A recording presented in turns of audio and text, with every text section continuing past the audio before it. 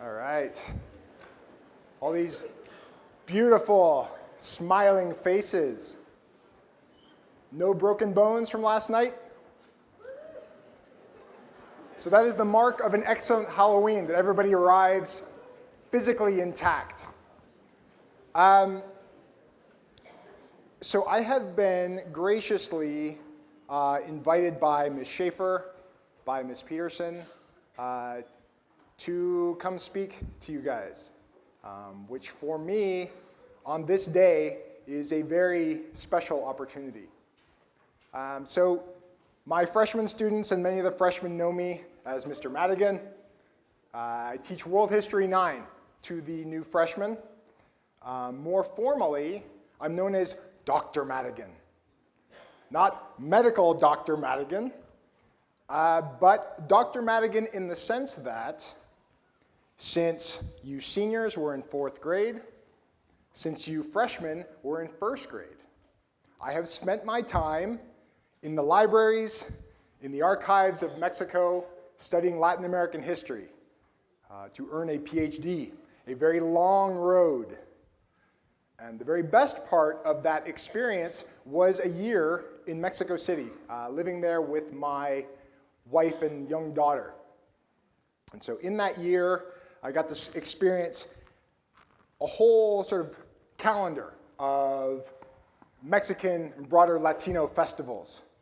And for me, sort of bigger than the Super Bowl, bigger than Christmas, sort of bigger than my birthday, you wrap them all together, and my very favorite day of the calendar year is...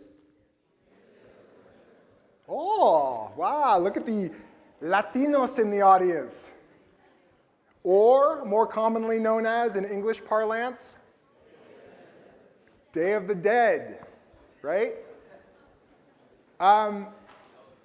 So this is a very special day for me, and it is a wonderful opportunity for me to speak with you, and I just want to say thank you for taking time out of your day. So there are many ways we can take our brief discussion. We could talk about Day of the Dead, Dia de los Muertos, as a representation, as representative of Latino identity and how it's celebrated in a popular fashion worldwide.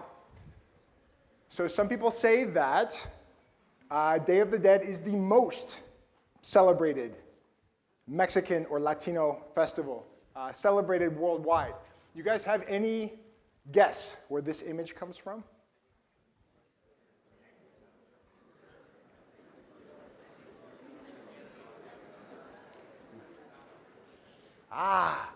Zocalo Park in Frontierland, in the arguably 3rd happiest place on earth. And so this is a place that Disneyland will construct as part of Frontierland every year, as part of its larger celebration of Halloween. So we could talk about this sort of popular tradition, right? This popular consciousness. We could take this in another direction. We could talk about politics, right? So in the 1920s, Mexican artists used Day of the Dead imagery to capture some of the major heroes of the revolutionary movement. Among them, friends, Francisco Pancho Villa, or this handsome gentleman, somebody loud and proud,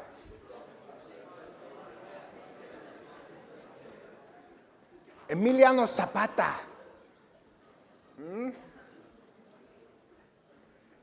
And this was a way to capture the sort of heroism of this movement, right? And mythologize these men. So popular culture as a political phenomenon, but I want to talk about the more sort of distinctly spiritual elements of Day of the Dead.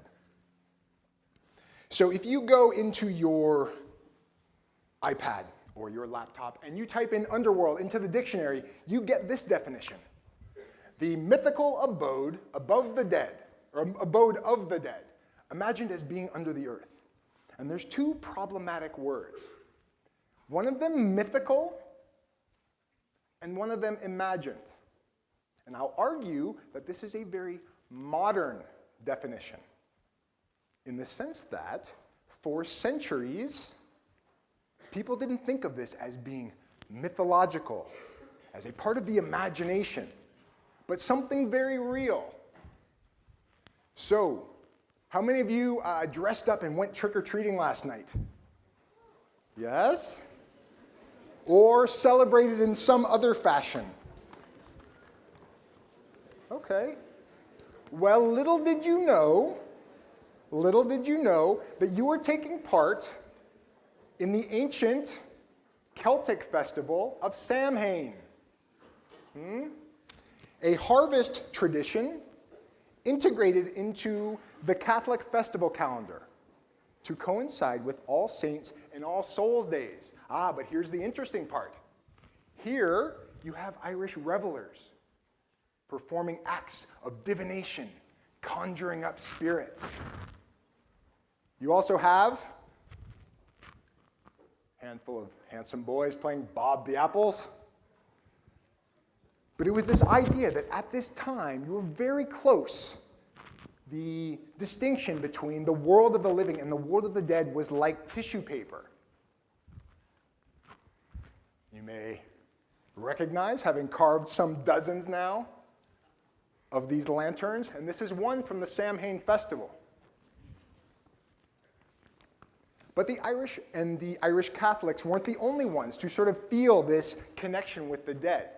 So this is from Norway, with this image of the world beneath us, the world we inhabit, and the heavens above as this one single living thing.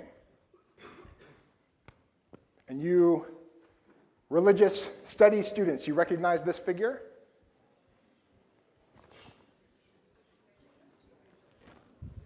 Okay, I hear it mumbled in the background.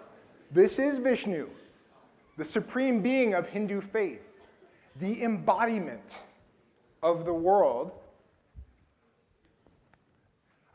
But in her legs, his legs, in the world, Patala, Sanskrit for underworld, comprising, with the earth on top, 7 layers or regions of this underworld, leading to the fiery core of the earth.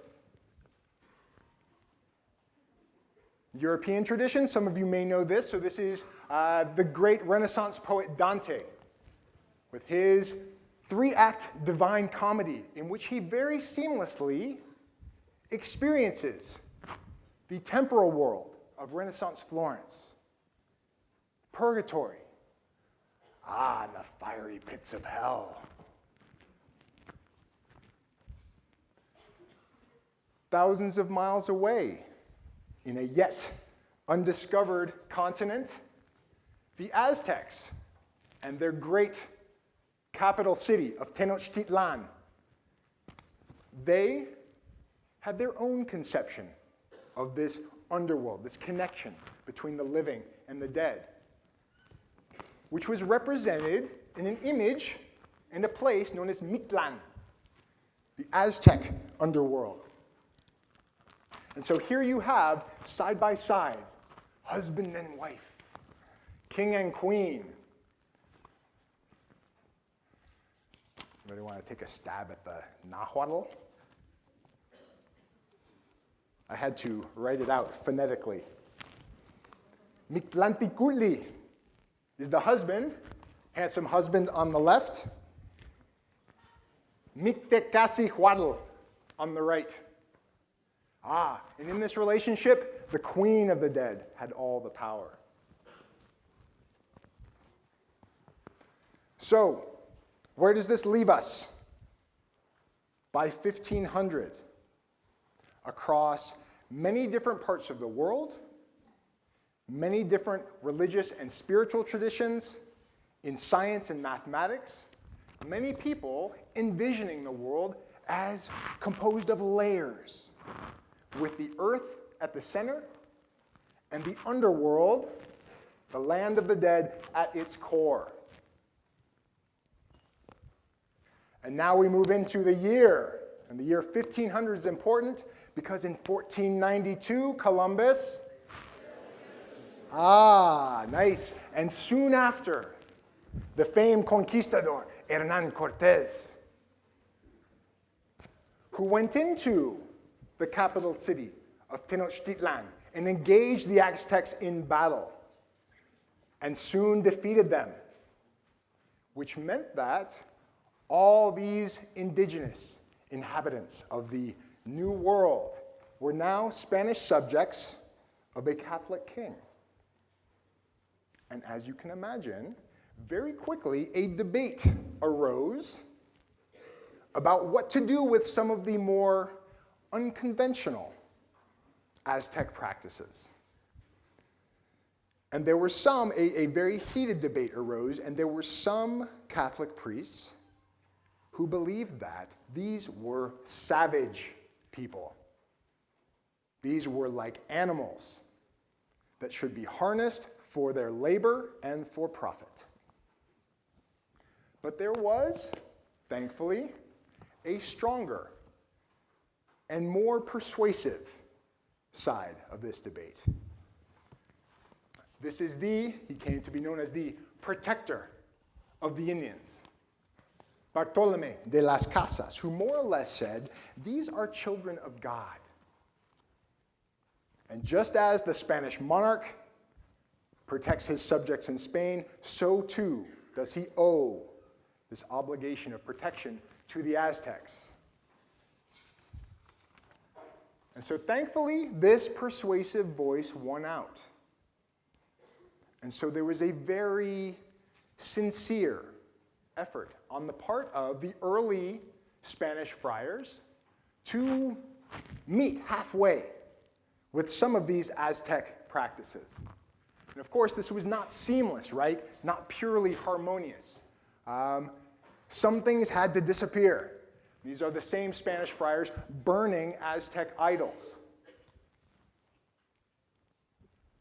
But on the whole, there was this effort to translate, to bridge this divide between very similar but competing worldviews.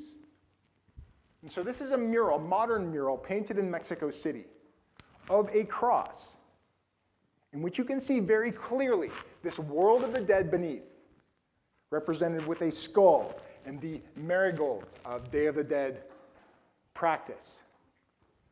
Images of plant life running through the center of the cross up to this black center, which was an obsidian disc that the Aztecs used to divine the wishes of the spirits, and leading up to the top, to God, our Heavenly Father. And this representation is of an actual cross in central Mexico. It's one of the very first Catholic cathedrals. This is in Michoacan. So there was this sincere attempt,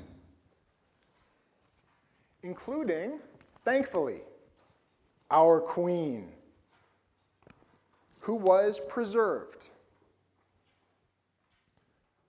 who became, quite quickly, our well-known and beloved Calavera Catrina, and became the icon that is so familiar to us.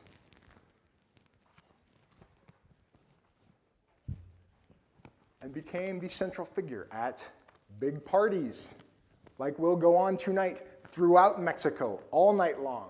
And Dr. Slafter would love this image in the sense that this woman's entire gown is comprised of recycled cups, silverware, and plates. So still an opportunity for commentary, right? But there is this melding of belief systems.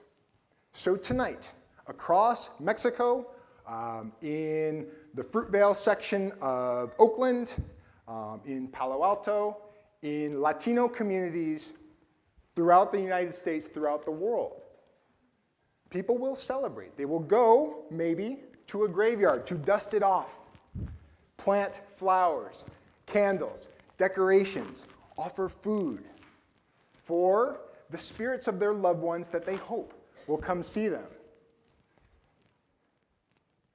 And also in many Latino communities throughout the US and throughout the world, Day of the Dead is an opportunity to throw a really great party.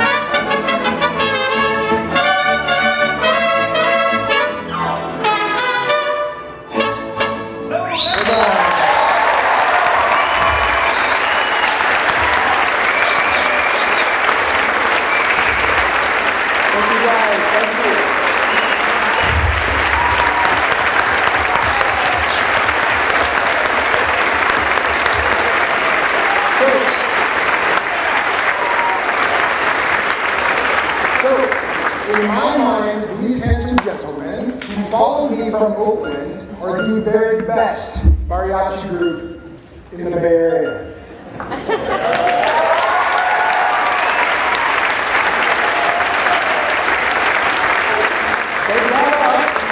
So they got up very early this morning on what will be probably their busiest day of the year to play for us. I know we're maybe running over time, but I'd like to have them play one more song for us in here. And then they're going to join us outside in the patio because mariachi music is meant to be outdoor festival music, right? But I'm going to ask you gentlemen, if you don't mind, La Malagueña, por favor, something a little, yeah?